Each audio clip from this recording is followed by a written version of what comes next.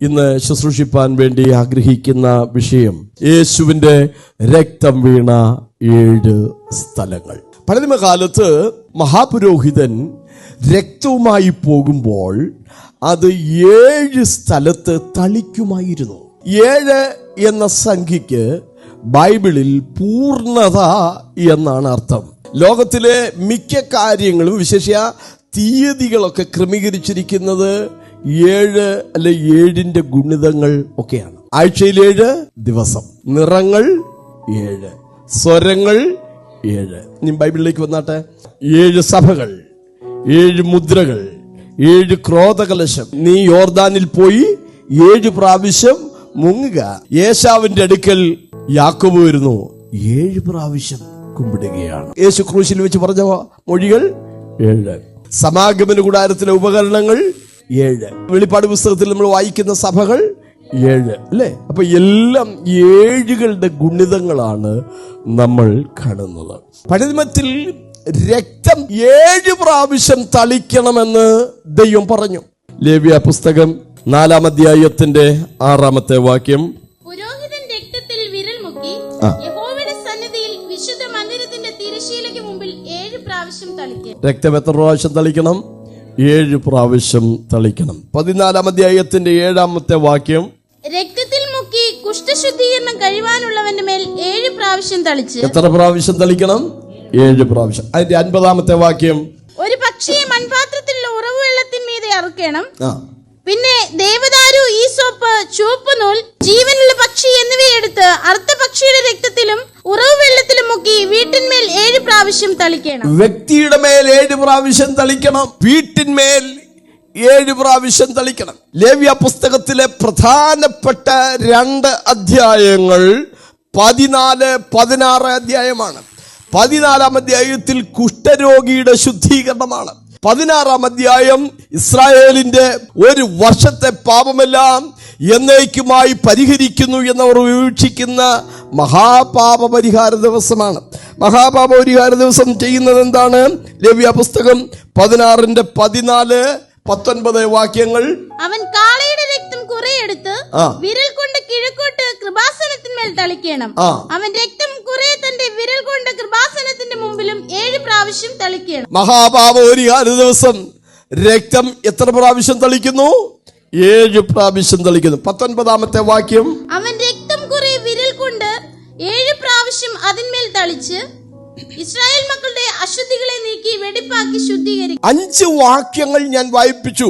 4-ാം അധ്യായത്തിൽ 1 വാക്യം, 14-ാം അധ്യായത്തിൽ 2 വാക്യം, 16-ാം അധ്യായത്തിൽ 2 വാക്യം. ഈ 5 നമ്മൾ വായിച്ചത് രക്തം തളിക്കണം. എത്ര പ്രാവശ്യം? 7 പ്രാവശ്യം രക്തം തളിക്കണമെന്ന് ദൈവം പറഞ്ഞു. എന്തുകൊണ്ട്? പഴയ നിയമത്തിൽ ഈ 7 പ്രാവശ്യം രക്തം തളിക്കണം എന്ന് കൃത്യമായി ദൈവം നിഷ്കർഷിച്ചു.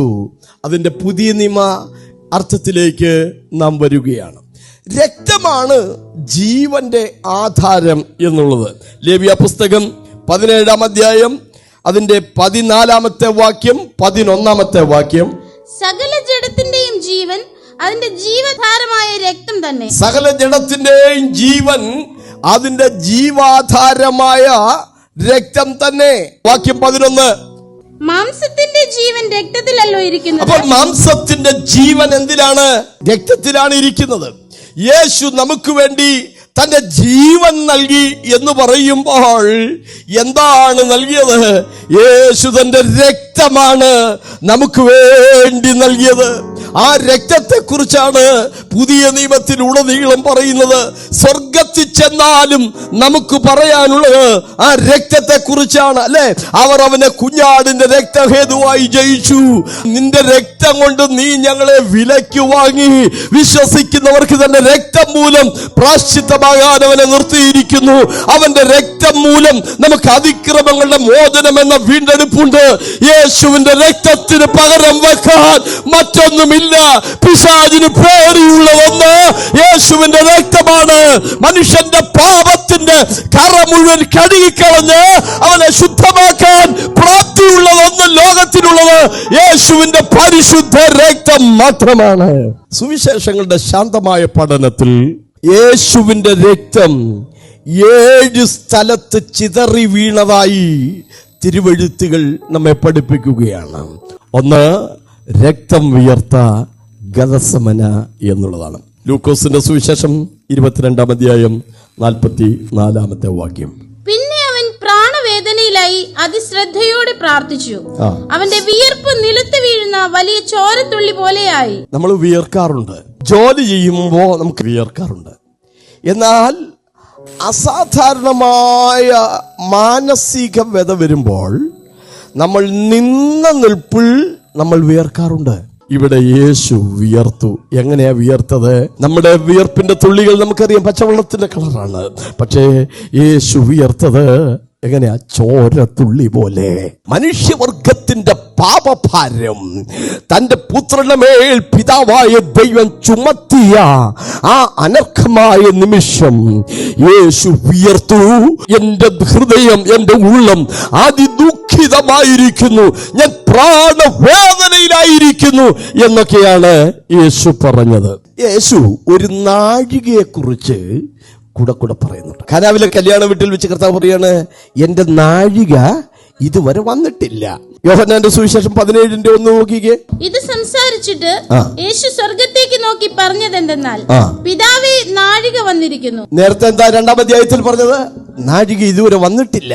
എന്നാൽ തന്റെ മരണത്തിന് തൊട്ട് മുമ്പ് കർത്താവ് പറയുകയാണ്, നാഴിക വന്നിരിക്കുന്നു. കർത്താവ് പറഞ്ഞു, എങ്കിലും എനിക്ക് ഒരു സ്നാനമേൽക്കുവാനുണ്ട്, അത് കഴിയുന്നത് വരെ ഞാൻ എത്ര ഞരങ്ങുന്നു. യോഹന്നാന്റെ സുവിശേഷം 12-ന്റെ 27-ാമത്തെ ഇപ്പോൾ എന്റെ ഉള്ളം കലങ്ങിയിരിക്കുന്നു, പിതാവേ, ഈ നാഴികയിൽ നിന്ന് എന്നെ രക്ഷിക്കണമേ, എങ്കിലും ഇത് നിമിത്തം ഞാൻ ഈ നാഴികയിലേക്ക് വന്നിരിക്കുന്നു. ഒരു നാഴികയെ കുറിച്ച് കഥ പറയാണ്.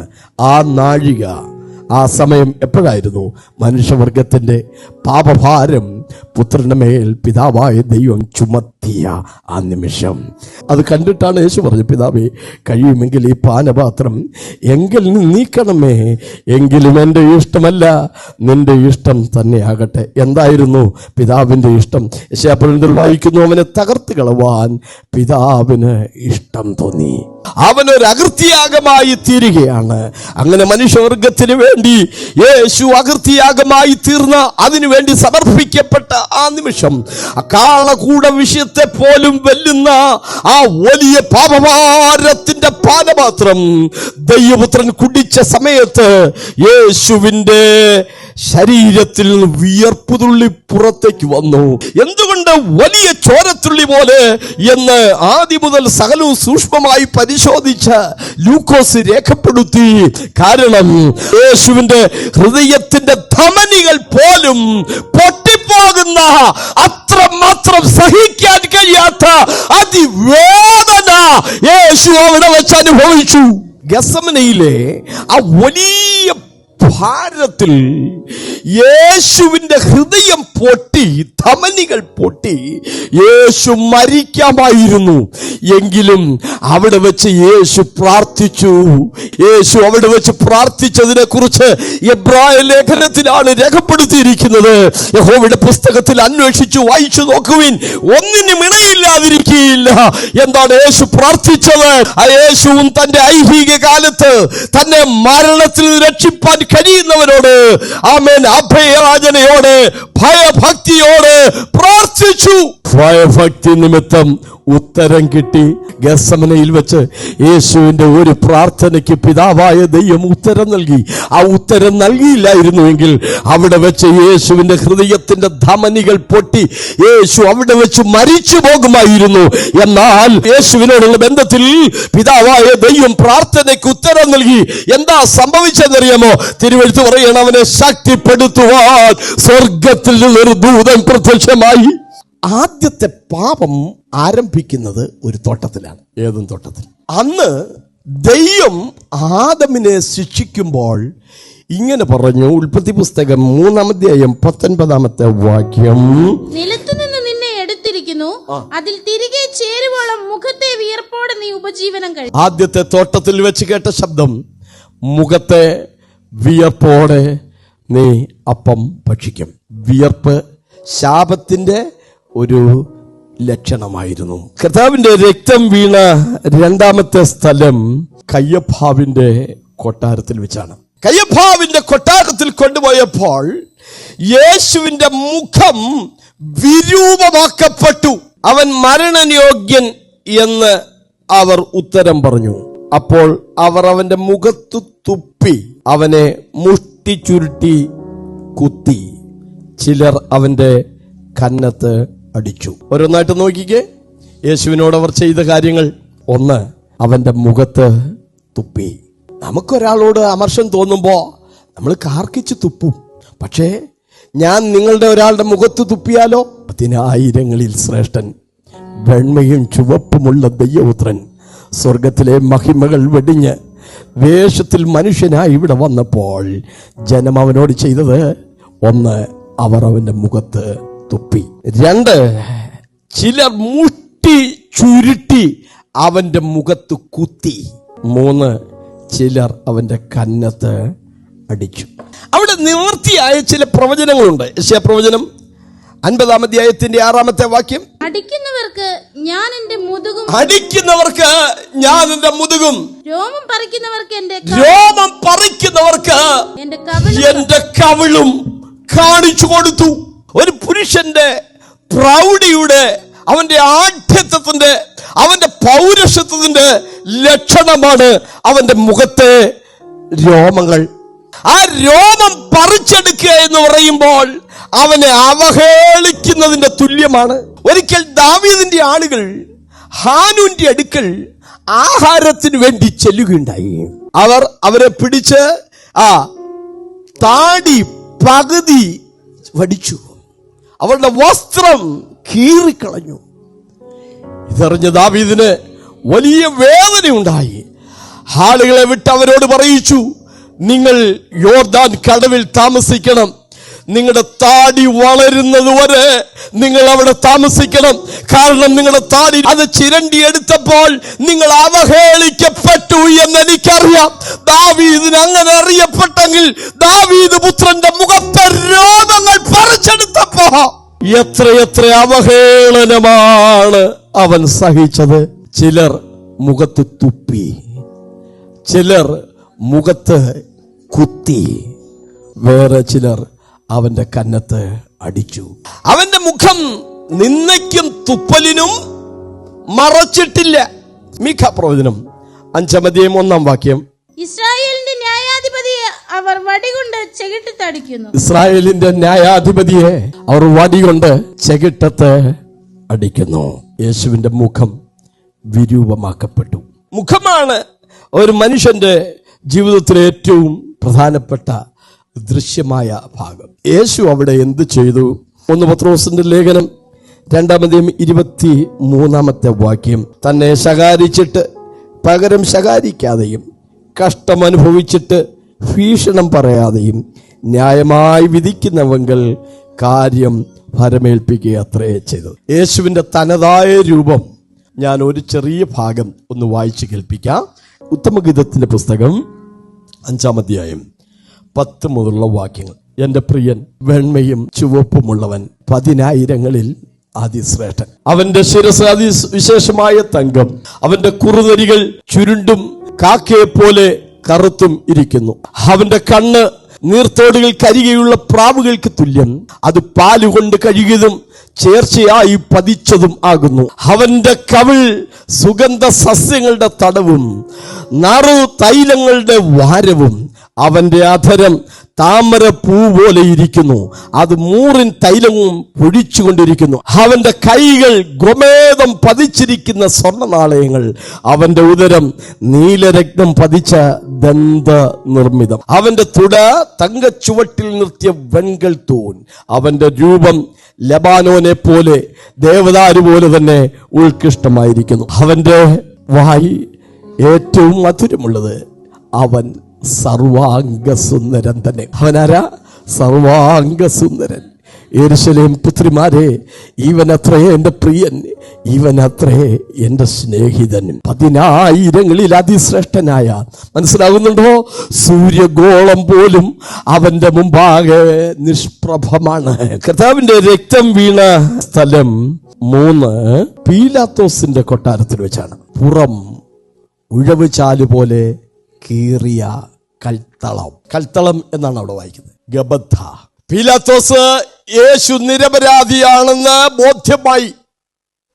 എങ്ങനെങ്കിലും യേശുവിനെ വിട്ടയക്കണമെന്ന് പീലാത്തോസിന് ആഗ്രഹമുണ്ടായിരുന്നു. അദ്ദേഹം അതിനുവേണ്ടി പല കാര്യങ്ങൾ ക്രമീകരിച്ചു. പക്ഷേ ജനത്തിന്റെ മനസ്സ് മാറുന്നില്ല. മത്തായി സുവിശേഷം 27:26 വായിച്ചാണ്. അങ്ങനെ അവൻ ബറബ്ബാസിനെ അവർക്ക് വിട്ടുകൊടുത്തു, യേശുവിനെ ചമ്മട്ടി കൊണ്ട് അടുപ്പിച്ച് ക്രൂശിക്കേണ്ടതിന് ഏൽപ്പിച്ചു. ചമ്മട്ടി കൊണ്ട് അടുപ്പിച്ചു. യോഹന്നാൻ 19:1. അനന്തരം പീലാത്തോസ് യേശുവിനെ കൊണ്ടുപോയി വാറുകൊണ്ട് അടുപ്പിച്ചു. ചമ്മട്ടി കൊണ്ട് അടുപ്പിച്ചു, വാറുകൊണ്ട് അടുപ്പിച്ചു. ഈ ചമ്മട്ടിപ്രഹരം എന്നുള്ളത് ഭയങ്കര വേദന ഉളവാക്കുന്ന ഒരടിയാണ്. ഒരു കമ്പ്, കട്ടിയുള്ളൊരു കമ്പ്, അതിന്റെ അറ്റത്ത് 7 തുകൽ ചുരുളുകൾ കെട്ടിയിടുന്നു. ആ തുകൾകളുടെ അറ്റത്ത് അസ്ഥി കഷ്ണങ്ങളും ഈയക്കട്ടികളും നാണയത്തുട്ടുകളും അതിൽ ചേർത്ത് ബന്ധിക്കാം. വെറുതെ അന്തരീക്ഷത്തിൽ ഒന്ന് ചുഴറ്റിയാൽ മതി, പേടിച്ചു പോകും. യേശുവിനെ അടിച്ച അടിയുടെ എണ്ണം ഞാൻ വേദപുസ്തകത്തിൽ വായിച്ചു കേൾപ്പിക്കാം. ആവർത്തന പുസ്തകം 25:2-3 കുറ്റക്കാരൻ അടിക്ക് യോഗ്യനാകുന്നു എങ്കിൽ ന്യായാധിപൻ അവനെ നിലത്ത് കിടത്തി അവന്റെ കുറ്റത്തിന് തക്കവണ്ണം എണ്ണി അടുപ്പിക്കണം. അടുത്തത് 40 അടി അടുപ്പിക്കാം, അതിൽ കവിയരുത്. അതാണ് പൗലോസ് പറയുന്നത്. 1 കുറെ 40 അടി ഞാൻ 5 വട്ടം കൊണ്ടു, കോലിനാൽ അടി കൊണ്ടു. 39 അടി. പഴയ നിയമത്തിൽ എത്ര പുസ്തകമുണ്ട്? 39. ആ 39 പുസ്തകത്തിലും രക്തം ചീന്തുന്ന ഒരു രക്ഷകനെ നാം കാണുകയാണ്. യേശു അടിയേൽക്കപ്പെട്ടത് 39 പ്രാവശ്യം.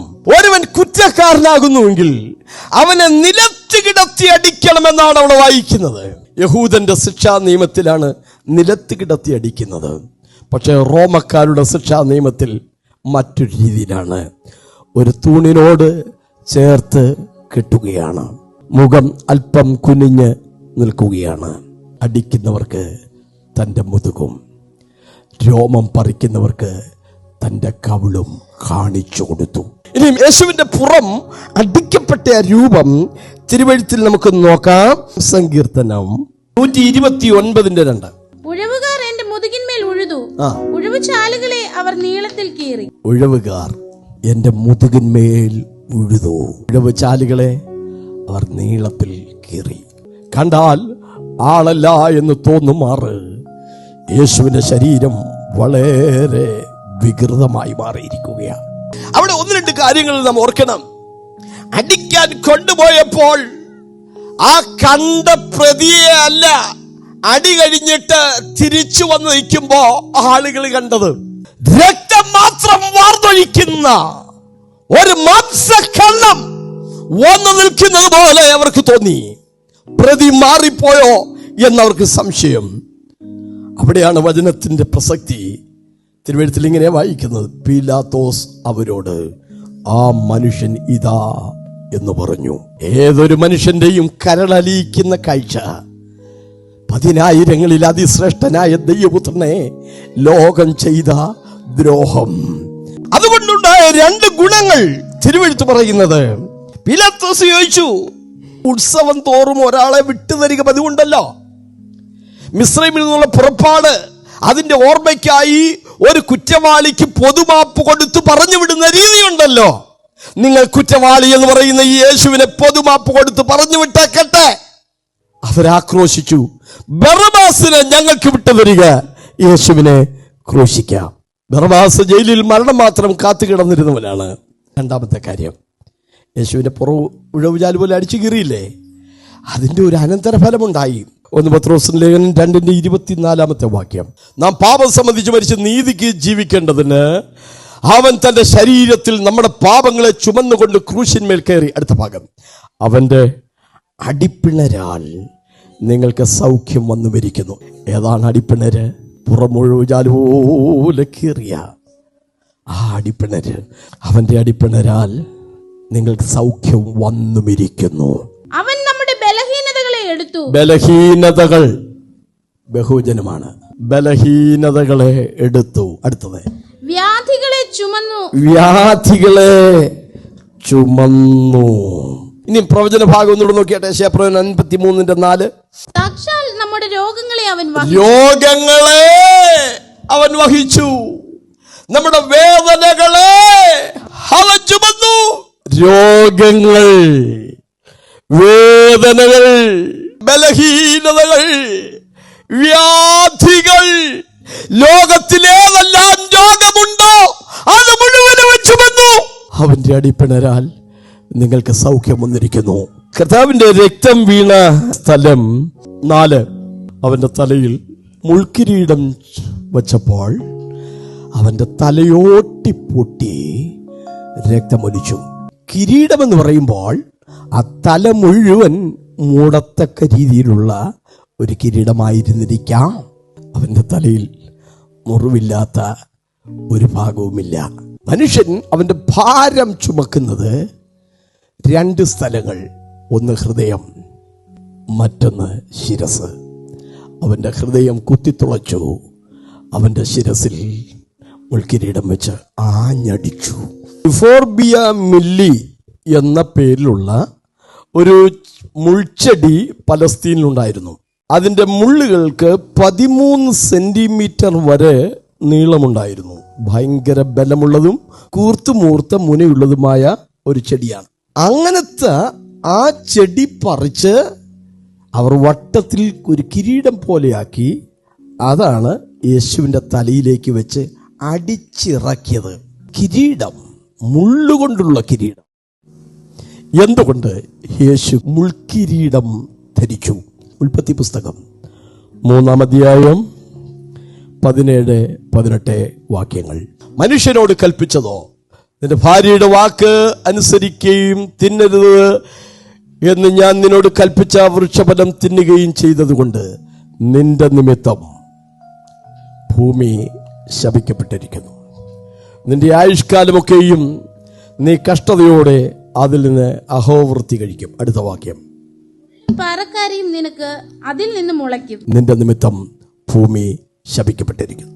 2, മുള്ളും പറക്കാരിയും നിനക്ക് അതിൽ നിന്ന് മുളയ്ക്കും. ഭൂമിയുടെ ശാപത്തിന്റെ പ്രത്യക്ഷ ലക്ഷണമായി അന്ന് ദൈവം പറഞ്ഞത് മുള്ളും പറക്കാരെയും. ഇതിന് മുഴുവൻ പരിഹാരം വരുത്താൻ വന്ന ദൈവപുത്രന്റെ തലയിൽ മുൾക്കിരീടമാണ് ധരിച്ചത്. വിയപ്പോട് നീ അപ്പം ഭക്ഷിക്കുമെന്ന് പറഞ്ഞെങ്കിൽ അവന്റെ ശരീരം വിയർക്കുകയുണ്ടായി. ക്രൂശ് മനുഷ്യവർഗത്തിന്റെ ശാപം മാറ്റുന്ന ഇടമായിരുന്നു. തെളിവെന്ത്? ഗലാത്യ ലേഖനം 3-ാം അധ്യായം 13-ാമത്തെ വാക്യം. മരത്തിന്മേൽ തൂങ്ങുന്നവനെല്ലാം ശപിക്കപ്പെട്ടവൻ എന്ന് എഴുതിയിരിക്കുന്നത് പോലെ ക്രിസ്തു നമുക്ക് വേണ്ടി ശാപമായി തീർന്നു. ഒരു മരത്തിന്റെ വൃക്ഷഫലം തിന്നതുകൊണ്ടാണ് ആദവും ഹവ്വായും പാപികളായി മാറിയത്. അവരുടെ നിമിത്തമാണ് ഭൂമിക്ക് ശാപമുണ്ടായത്. മുള്ളും പറക്കാരെയും മുളച്ചത്. അതിന്റെ പരിഹാരം വരുത്തിയത് ക്രിസ്തുവാണ്.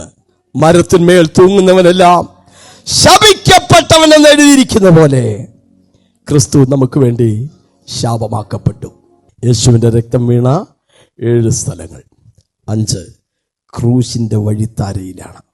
പിലാത്തോസിന്റെ കൽത്തളം എന്ന ഗബഥയിൽ നിന്ന് ഗോൽഗോഥയിലേക്ക് ഏകദേശം 2.5 കിലോമീറ്റർ ദൂരമുണ്ടെന്നാണ് പൊതുവെ പറയപ്പെടുന്നത്.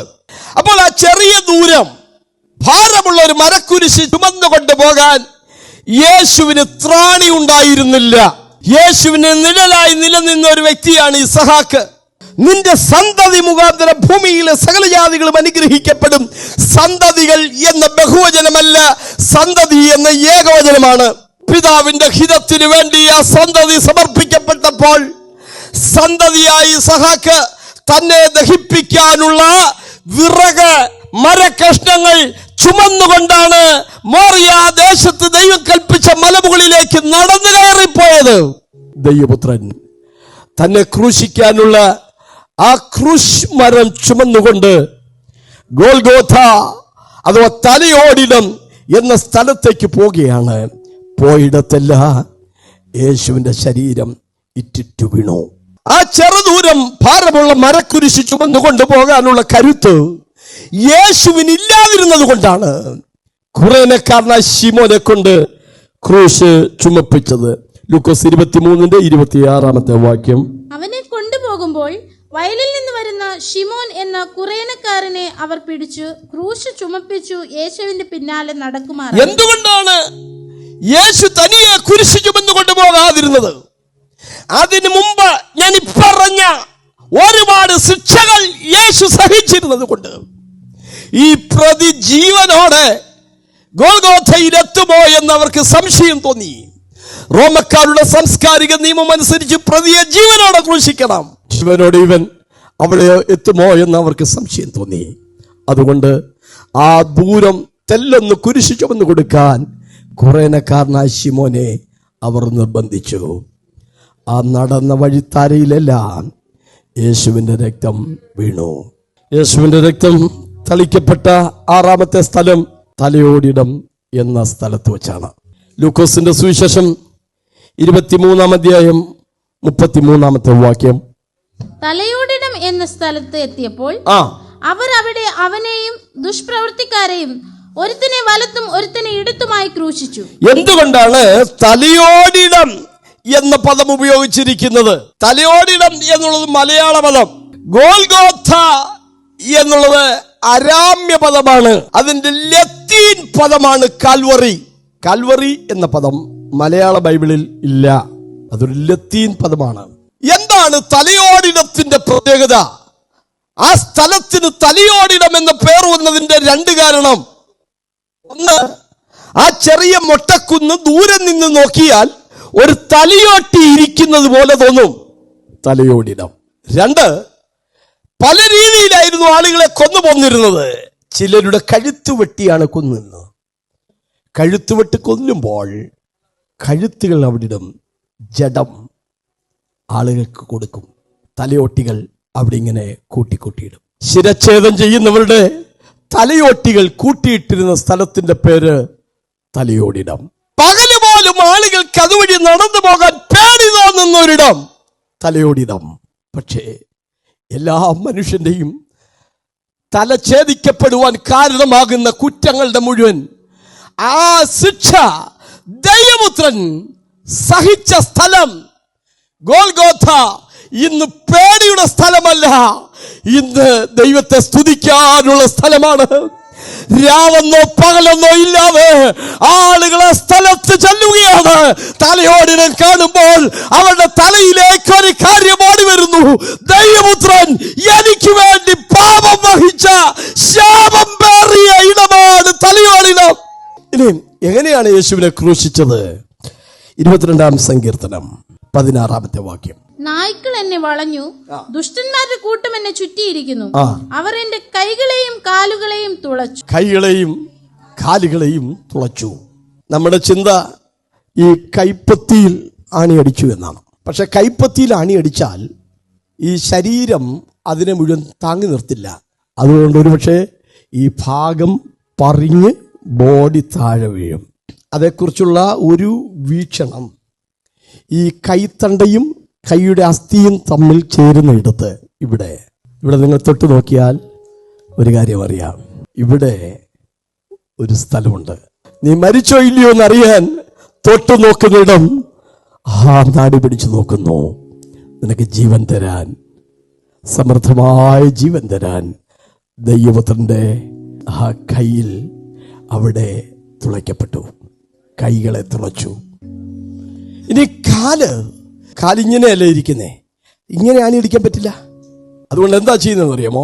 താഴെ ഒരു ചെറിയ മരക്കഷ്ണം വെച്ചിട്ട് ഈ മുട്ട് മുകളിലോട്ട് ഉയർത്തും. മുട്ട് മുകളിലോട്ട് ഉയർത്തി താഴെ ഒരു ചെറിയ മരക്കഷ്ണം വെച്ചിട്ട് ആ കാലുകൾ ചേർത്ത് വെച്ച് ആണിയടിക്കുകയാണ്. യേശുവിനെ ക്രൂശിച്ചത് കയ്യിലും കാലിലും ആണിയടിച്ച. പക്ഷെ ഒരു പ്രത്യേകത കൂടെ, കള്ളന്മാരുടെ നടുവിൽ അവനെ ക്രൂശിച്ചു. രണ്ട് കള്ളന്മാരെ, ഒരുത്തനെ അപ്പുറത്തും ഒരുത്തനെ ഇപ്പുറത്തും യേശുവിനെ നടുവിലുമായി ക്രൂശിച്ചതിന്റെ ഉദ്ദേശം, ഈ കുറ്റവാളിയിൽ ഒരുവനെ പോലെയാണ് ഈ യേശു എന്ന് വരുത്തി തീർക്കാൻ അവർ ശ്രമിക്കുകയായിരുന്നു. പക്ഷേ അവന്റെ മരണത്തെക്കുറിച്ച് പ്രവാചകൻ ഇങ്ങനെ രേഖപ്പെടുത്തി: അതിക്രമക്കാരോടുകൂടെ അവൻ എണ്ണപ്പെടും, അതിക്രമക്കാർക്ക് വേണ്ടി അവൻ ഇടനിൽക്കും. എല്ലാം വഹിച്ചു. യേശുവിന്റെ രക്തമേൽ അവന്റെ വിലാപ്പുറത്തു നിന്ന് രക്തവും വെള്ളവും പുറപ്പെട്ടു എന്നുള്ളതാണ്. യോഹന്നാന്റെ സുവിശേഷം 19-ാം അധ്യായം 31 മുതലുള്ള വാക്യങ്ങൾ. അന്ന് ഒരുക്കത്തെ നാളും ആ ശബത്ത് നാൾ വലിയതുമാകൊണ്ട് ശരീരങ്ങൾ ശബത്തിൽ ക്രൂശിന്മേൽ ഇരിക്കരുത് എന്ന് വെച്ച് അവരുടെ കാൽ ഒടിച്ച് എടുപ്പിക്കണമെന്ന് യഹൂദന്മാർ പീലാത്തോസിനോട് അപേക്ഷിച്ചു. ക്രൂശിക്കപ്പെടുന്നവരുടെ കാൽ, മുഴങ്കാൽ ഇങ്ങനെ മടക്കിയാണ് വെച്ചിരിക്കുന്നത്. ശബത്ത് ദിവസം ശവങ്ങൾ അങ്ങനെ ഇരിക്കാൻ പാടില്ല. അതുകൊണ്ട് അവരെ ക്രൂശിൽ നിന്ന് ഇറക്കണം. ഇറക്കുന്നതിന് മുമ്പ് വളഞ്ഞിരിക്കുന്ന ആ കാൽമുട്ടെ അടിച്ച് ഒടിച്ച് ഇറക്കണം. എന്തിന്? അഥവാ ഇവർ മരിച്ചില്ലെങ്കിലും മുട്ടുകാല് തകർന്നാൽ പിന്നെ നടന്ന് രക്ഷപ്പെടൂല. മുട്ടുകാല് ഒടിച്ച് എടുപ്പിക്കണമെന്ന് പീലാത്തോസിനോട് യഹൂദന്മാർ ആവശ്യപ്പെട്ടു. അടുത്ത ഭാഗം. ആകയാൽ പടയാളികൾ വന്ന് ഒന്നാമത്തവന്റെയും അവനോട് കൂടെ ക്രൂശിക്കപ്പെട്ട മറ്റവന്റെയും കാൽ ഒടിച്ചു. ആ പടയാളികളുടെ ബുദ്ധിയെ ദൈവം നിയന്ത്രിച്ചത് നോക്കിക്കേ. കാൽമുട്ട ഒടിച്ചെടുക്കാൻ വന്നപ്പോ ഒരു സൈഡിൽ നിന്ന് എടുത്തില്ല.